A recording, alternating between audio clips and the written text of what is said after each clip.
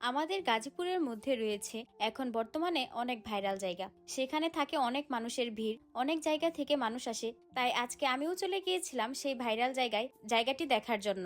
আর এই জায়গাটি কোথায় অবস্থিত, সেখানকার পরিবেশ কেমন এবং আপনারা সেখানে কিভাবে যাবেন, সবকিছু নিয়েই থাকছে আমার আজকের ভিডিওটি। সো হ্যালো এভরিওয়ান, আসসালামু আলাইকুম। সবাই কেমন আছেন? আশা করি সবাই অনেক ভালো আছেন। আজকে আমি চলে এসেছি ভাইরাল কমলা বাগানে। এর আগে কখনো আমি কমলা বা মাল্টা বাগানে যাইনি, এবারই আমার প্রথমবার আসা। মেন গেট থেকে কিছুটা ভিতরে, তাই আমরা হেঁটে হেঁটে সামনের দিকে যাচ্ছিলাম। তারপর গিয়ে আমরা সেখান থেকে টিকিট নিয়ে নেই। এখানে টিকিটের মূল্য ছিল পার পারসন 30 টাকা করে। তারপর আমরা আরেকটু এগিয়ে যাই, সামনে যেতেই দেখি এই ব্যানারটি এখানে লাগানো ছিল।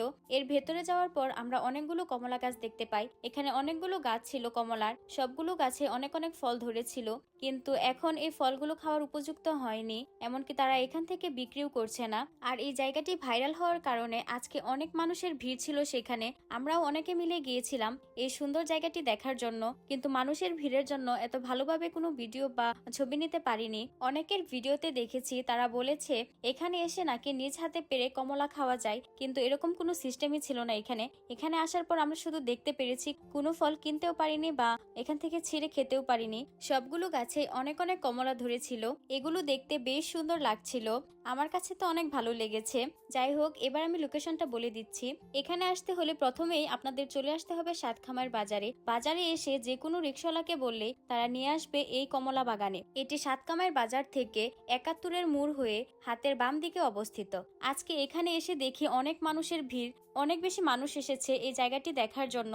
আমরাও অনেকে মিলে গিয়েছিলাম, আমরা অনেক বেশি এনজয় করেছি আজকে। সবাই মিলে যাওয়ার কারণে আজকে অনেক বেশি ভালো লেগেছে।